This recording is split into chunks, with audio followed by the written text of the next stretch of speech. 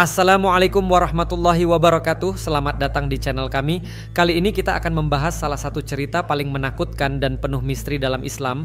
Kisah tentang Dajjal, sosok yang akan muncul di akhir zaman dengan berbagai tipu daya untuk menyesatkan manusia. Apakah Anda siap untuk menggali lebih dalam tentang siapa Dajjal sebenarnya dan bagaimana cara kita melindungi diri dari fitnahnya? Jangan kemana-mana, tetap di sini dan pastikan Anda menonton sampai akhir. Dajjal adalah seorang manusia pendusta dan penebar fitnah terbesar yang lahir dari keturunan Yahudi.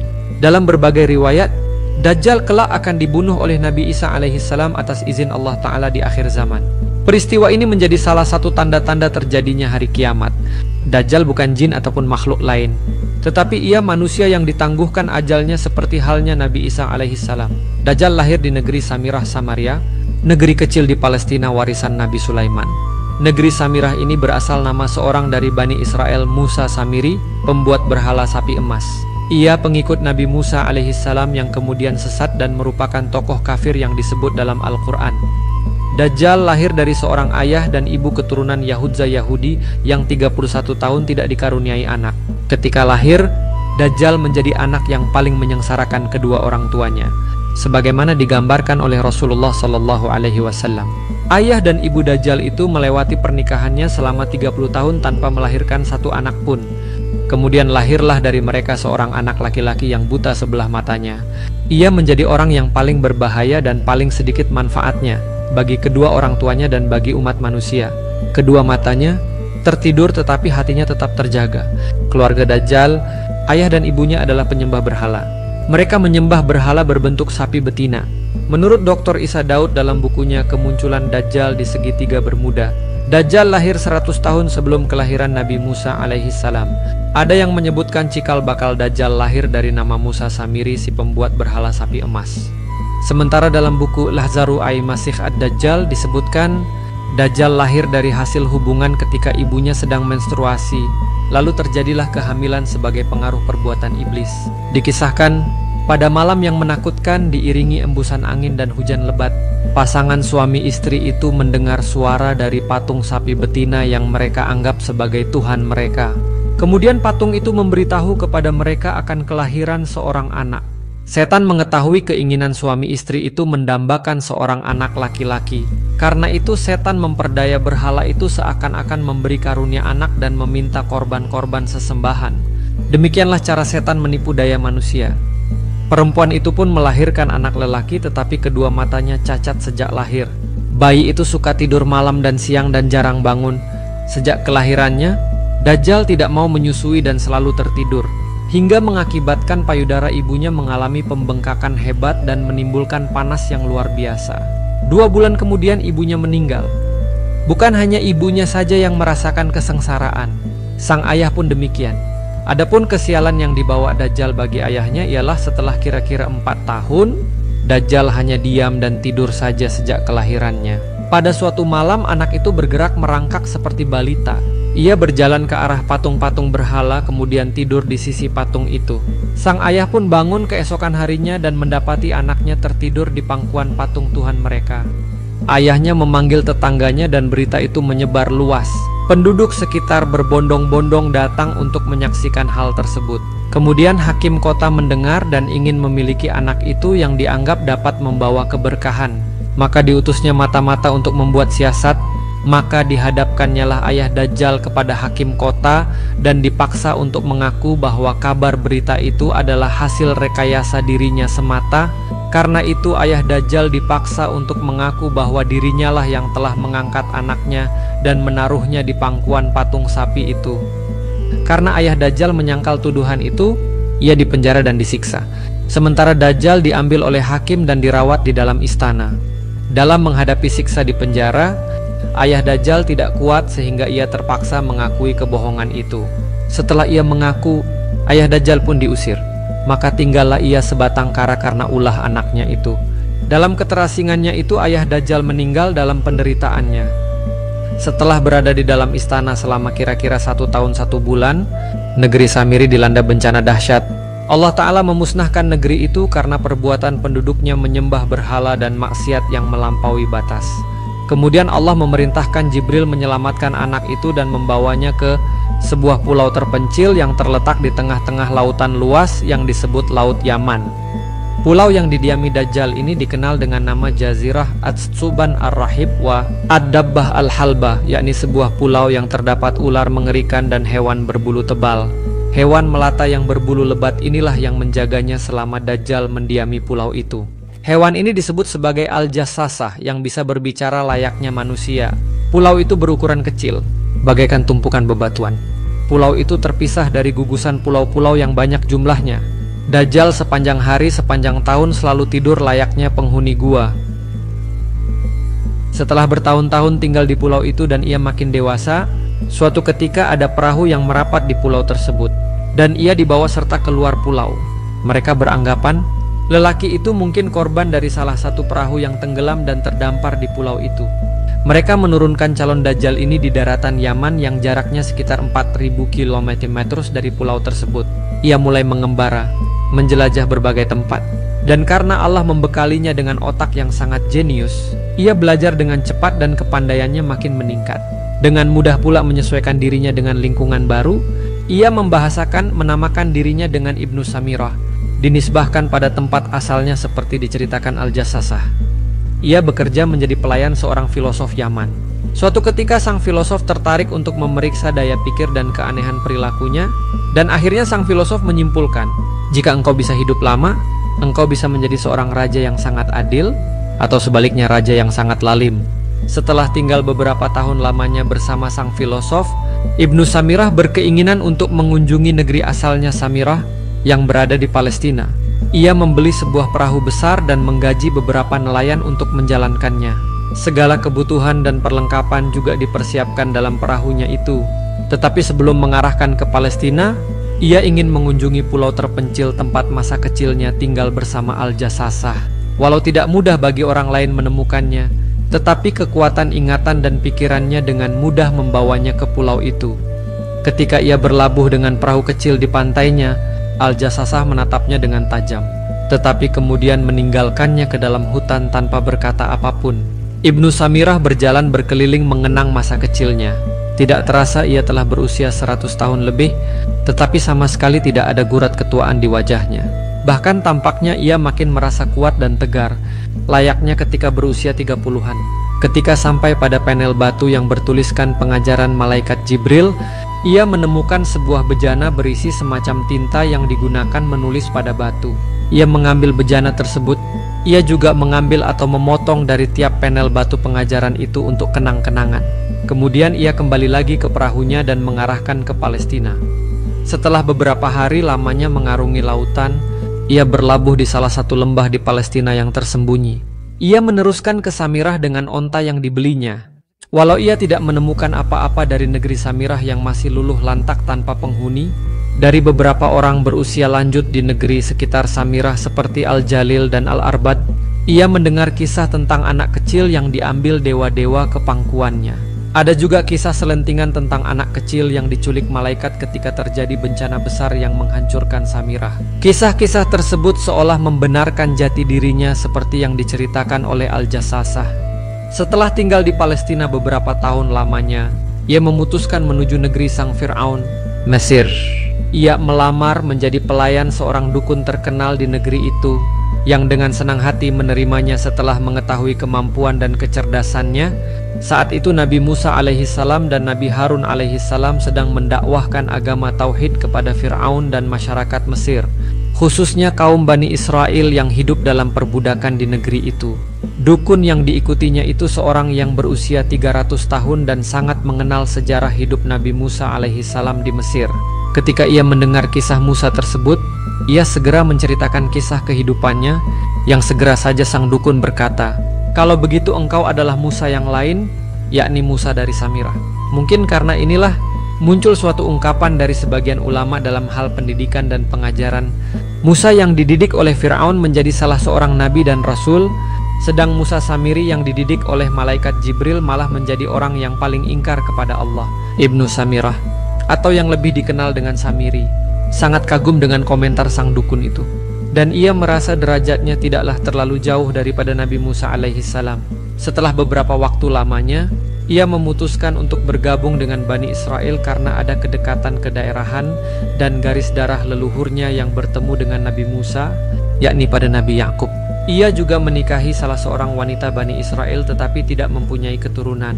Namun demikian, walau ia melihat berbagai macam mukjizat yang ditunjukkan Nabi Musa alaihissalam, hatinya tidak bisa sepenuhnya mengimani Nabi Musa alaihissalam, termasuk juga mengimani Allah Subhanahu wa Ta'ala. Sementara itu, beberapa orang dari Bani Israel menunjukkan penghargaan dan kedekatannya kepada Samiri karena kecerdasan dan kepiawaiannya dalam beberapa hal.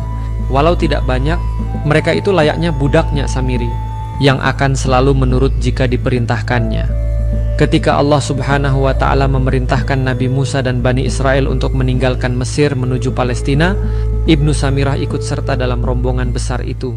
Beberapa kali lagi ia melihat dengan mata kepalanya sendiri mukjizat Nabi Musa alaihissalam, termasuk membelah lautan dengan tongkat beliau. Tetapi semua itu tidak membuatnya beriman. Bahkan terbersit dalam pikirannya, aku pun bisa melakukannya suatu saat nanti. Ketika Bani Israel telah selamat dari kejaran Fir'aun dan tiba di sisi gunung Tursina, Nabi Musa meninggalkan mereka dalam pengawasan Nabi Harun untuk segera menghadap Allah di bukit Tursina. Pada saat itulah Samiri membikin ulah dengan membuat sebuah patung anak sapi dari emas dan dapat bersuara dan mengatakan bahwa itulah Tuhannya Musa dan Bani Israel. Sebagian besar dari mereka mempercayainya dan menyembah patung emas tersebut. Segala upaya dilakukan oleh Nabi Harun untuk mencegah mereka tetapi mengalami kegagalan.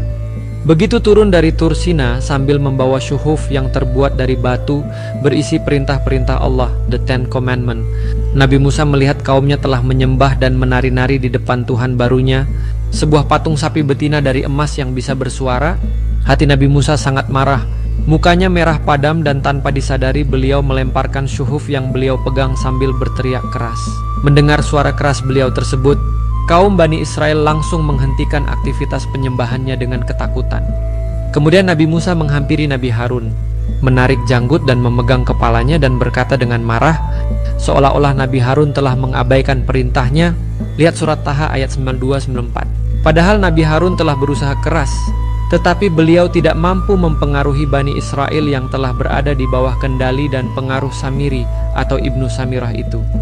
Tetapi ketika Nabi Musa menghadapkan diri kepada Samiri, otak dari segala macam kekacauan dan fitnah bagi Bani Israel sepeninggal beliau ke Tursina, Al-Quran surat Taha ayat 95-97 tidak menjelaskan sikap keras Nabi Musa seperti sebelumnya.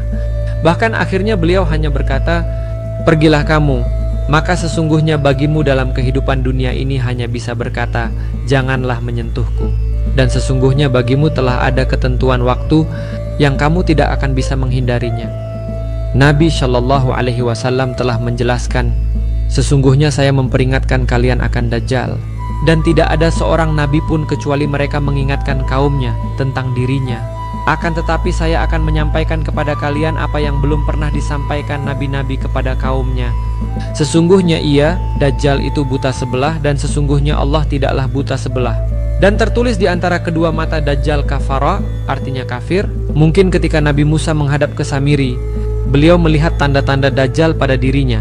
Karena itu, walau beliau termasuk seorang yang sangat keras dalam menerapkan syariat, tetapi beliau membiarkan Samiri pergi karena beliau meyakini Allah telah mempunyai rencana sendiri dengan dirinya.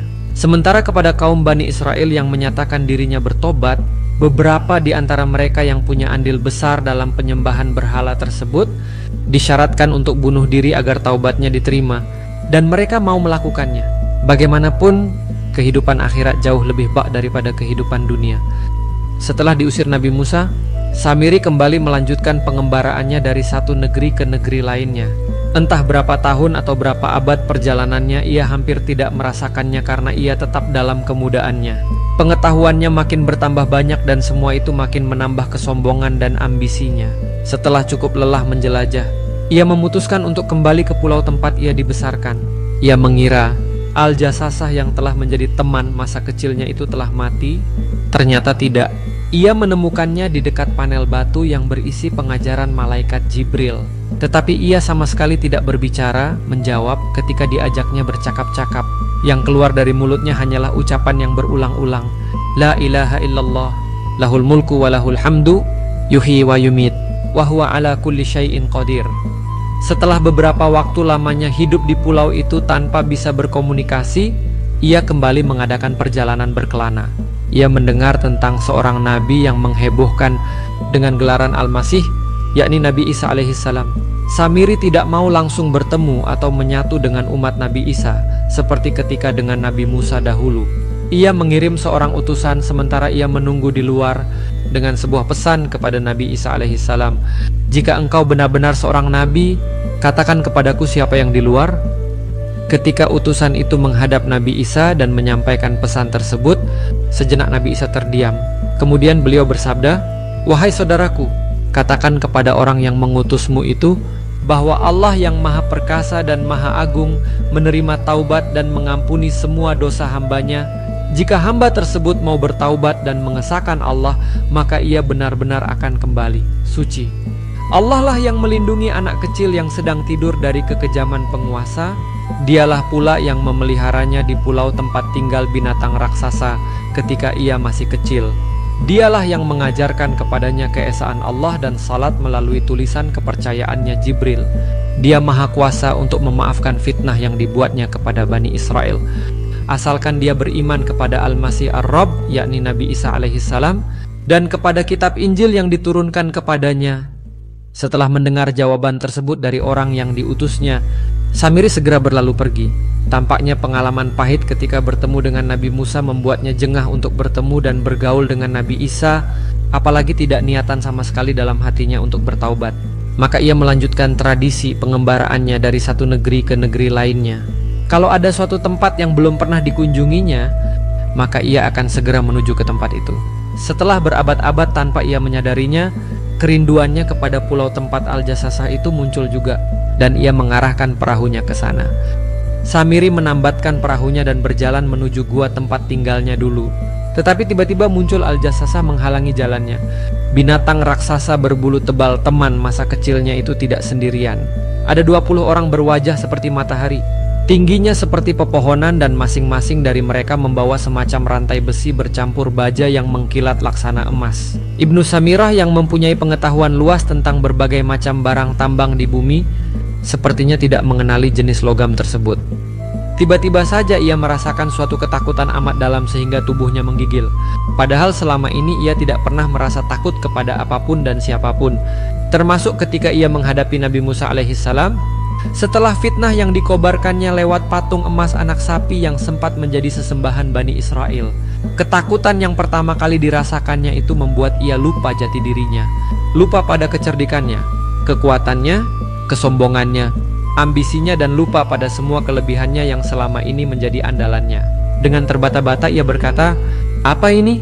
Siapa mereka? Bagaimana mereka sampai di sini?"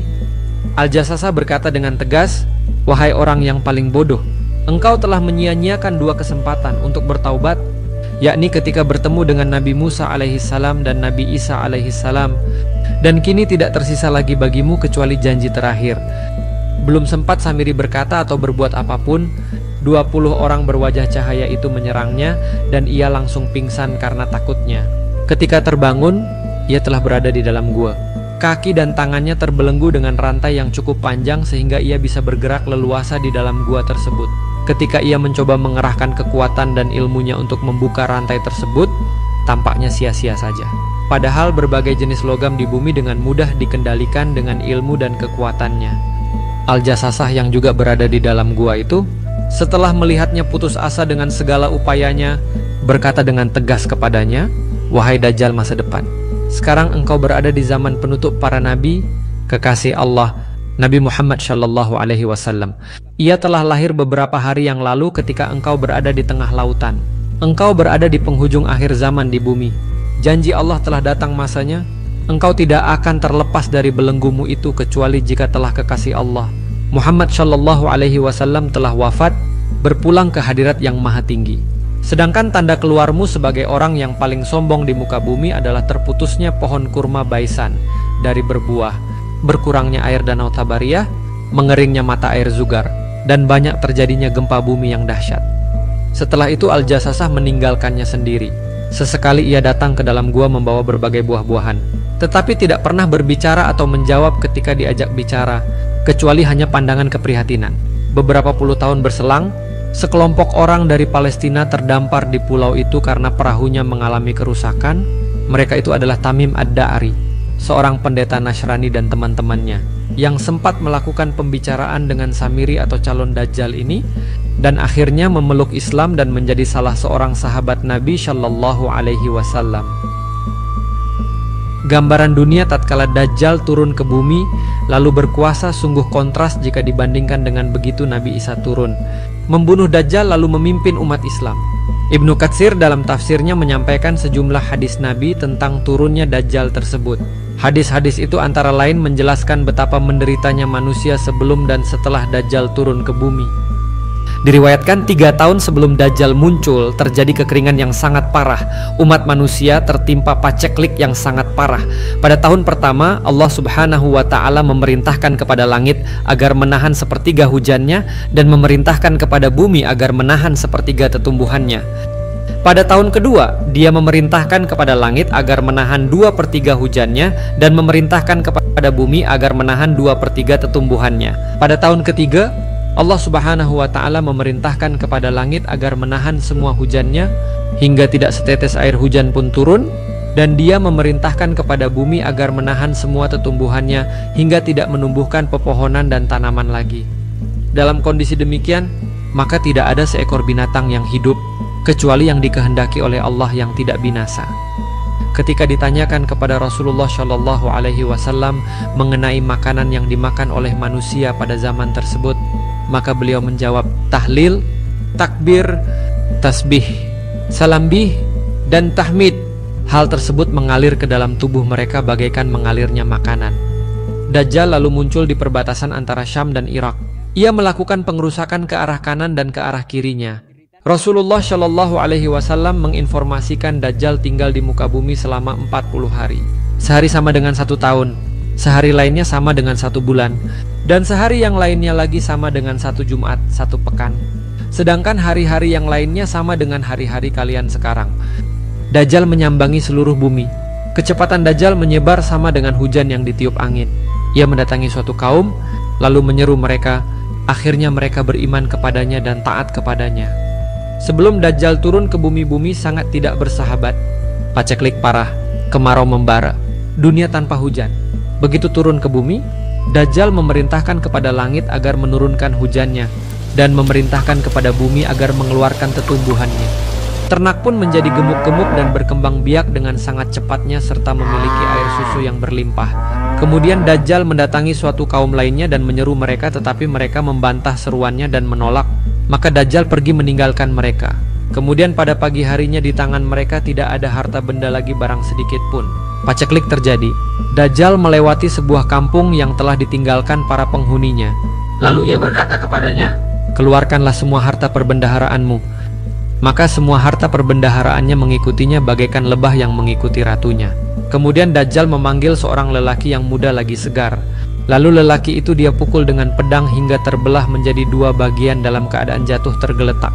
Lalu ia memanggilnya. Maka dengan serta-merta lelaki itu hidup kembali dan datang.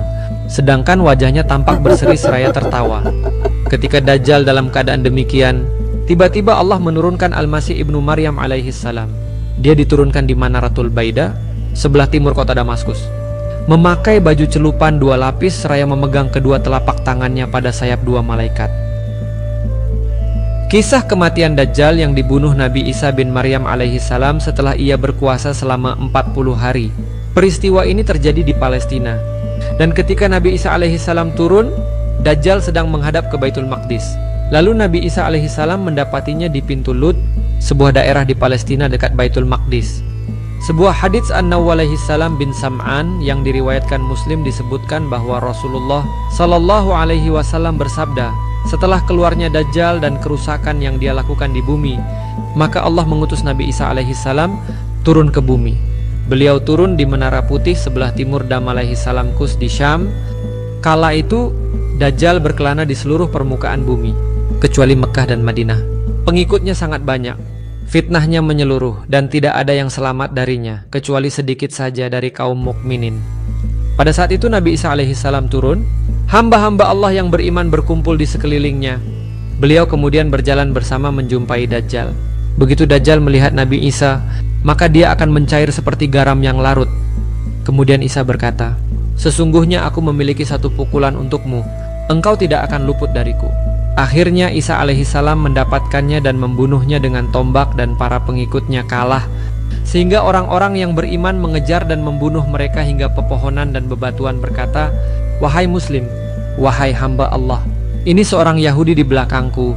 Kemari bunuh dia, kecuali Garqad karena ia adalah pohon orang Yahudi." Imam Ahmad meriwayatkan dari Jabir bin Abdullah radhiyallahu bahwa alaihi salamanya dia berkata, Dajjal akan muncul pada saat agama sudah tidak diperhatikan dan ilmu agama sudah ditinggalkan. Lalu beliau menuturkan hadits, dan di dalamnya ada ungkapan, kemudian Nabi Isa bin Maryam alaihi salam turun. Lalu beliau berseru pada waktu sahur. Dia berkata, "Wahai manusia, apa yang menghalangi kalian untuk keluar menghadapi si pendusta lagi buruk ini?" Mereka berkata, "Ini seorang laki-laki dari bangsa jin." Akhirnya mereka semua pergi. Tiba-tiba mereka berjumpa dengan Nabi Isa bin Maryam alaihi salam. Kemudian iqamah salat dikumandangkan. Dikatakan kepadanya, "Majulah untuk mengimami kami, wahai Ruhullah." Beliau berkata, "Hendaknya imam kalian yang maju dan menjadi imam bagi kalian." Kemudian selesai melakukan sholat subuh, mereka semua keluar menemui Dajjal. Rasulullah Shallallahu Alaihi Wasallam bersabda, ketika si pendusta melihat Nabi Isa alaihi salam, maka dia akan mencair bagaikan garam yang mencair di dalam air. Selanjutnya dia berjalan menujunya, lalu membunuhnya hingga pepohonan dan bebatuan berkata, "Wahai Ruhullah, ini orang Yahudi." Maka dia tidak meninggalkan seorang pun yang mengikuti Dajjal, melainkan dia membunuhnya.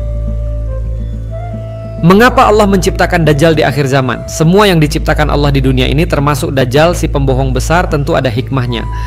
Tidak ada seorang nabi kecuali telah memberi peringatan umatnya tentang seorang manusia pembohong yang matanya buta sebelah. Selain buta sebelah, di antara kedua matanya tertulis kafara yang artinya kafir. Allah memberikan Dajjal kelebihan dan kekuatan untuk menguasai dunia. Lalu mengapa Allah menciptakan Dajjal? Menurut dai lulusan sastra Arab Universitas Indonesia Ustaz Farid Nu'man Hasan, pertanyaan ini serupa dengan mengapa Allah menciptakan babi, iblis, neraka, dan hal-hal lain yang dianggap negatif. Hal itu terus berlangsung dari zaman ke zaman, di semua tempat dari nabi ke nabi hingga akhir zaman dan tanda-tanda kiamat. Tanda-tanda datangnya kiamat ada yang positif, seperti diutusnya Rasulullah Shallallahu Alaihi Wasallam dan dikalahkannya kaum Yahudi oleh umat Islam, turunnya Nabi Isa alaihi salam serta lahirnya Imam Mahdi. Semua ini berdasarkan hadis-hadis syahih.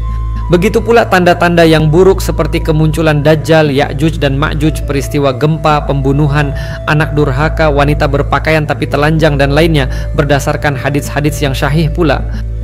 Yang terpenting adalah kita berdoa kepada Allah Ta'ala agar dilindungi dari fitnah Dajjal sebagai fitnah terbesar yang diingatkan sejak zaman para nabi terdahulu, fitnah kubur, siksa kubur, dan siksa neraka.